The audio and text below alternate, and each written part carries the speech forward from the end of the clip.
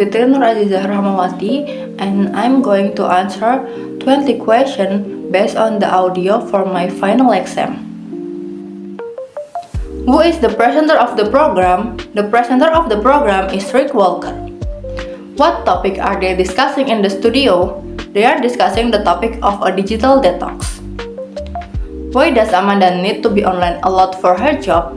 Amanda needs to be online a lot for her job because she gets hundreds of emails, always browsing fashion websites and online videos, and also must be very active on social media to interact with designer, photographer, and influencer.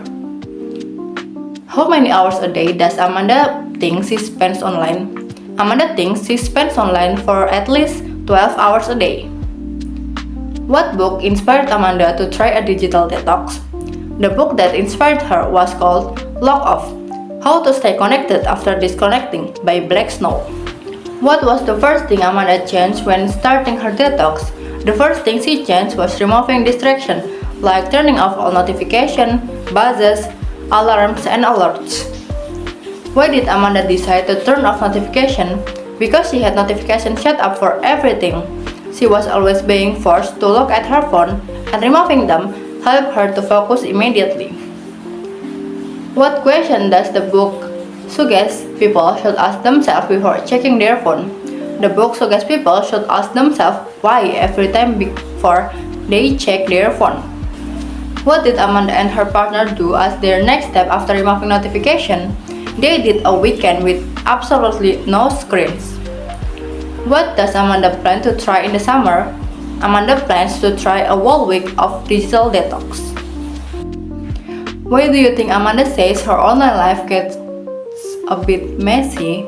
Because the line between her work life and her personal life is blurred as her work grows out of her passion. Why make Amanda have fun a weekend without screens scary at first? Because she spends so many hours online and her work depended on digital connection, so it will be a dramatic and unfamiliar loss of control. What does the presenter reaction suggest about his own digital habits? The presenter reaction suggests that he also struggles with his own digital habits, confessing that it happens to him too, and finding the digital detox is challenging. Why do you think Amanda says the people should go at their own pace? Because it can feel like too much. Going at your own pace make the digital detox less overwhelming and more achievable. What does the digital detox mean in the context of the conversation? It means a total switch off from all things digital and don't have access to the internet or screens. What does the press kill time mean? It means to do something to occupy yourself while waiting for something else. What does Amanda mean when she says the weekend was a rewarding experience? She means that it was worth the effort and provided a positive benefit or satisfaction. Do you think you could do a weekend without screens? I think no, I couldn't because I rely on digital platform for daily info and conversation. Being offline for 2 days means missing essential updates and feeling totally disconnected. What digital habit do you want to change about yourself? I want to stop endless scrolling. I often start with a purpose, then automatically waste the time on social media. I need to be more intentional with my screen use. In what situation do you usually check your phone even when you don't need to? When I have free time or feel bored, I use my phone as a default distraction late night or during long breaks instead of doing something more productive.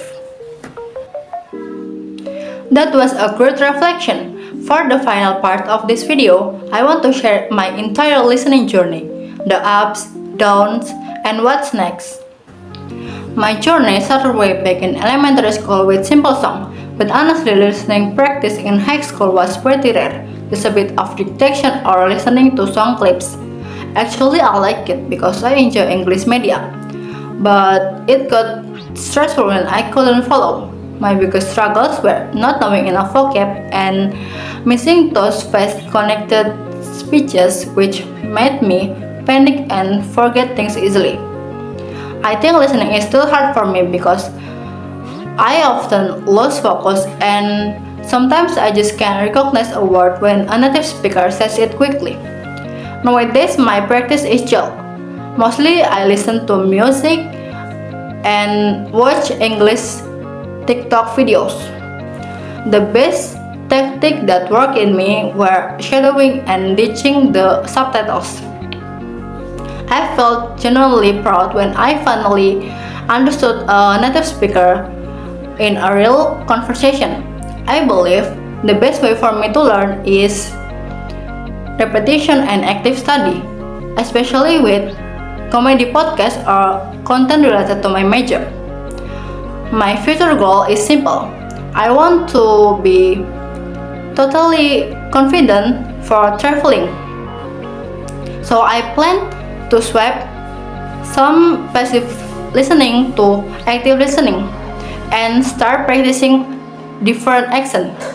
My best advice for everyone who's struggling is be patient with yourself, view mistakes as a part of the process, and never stop seeking out diverse listening source.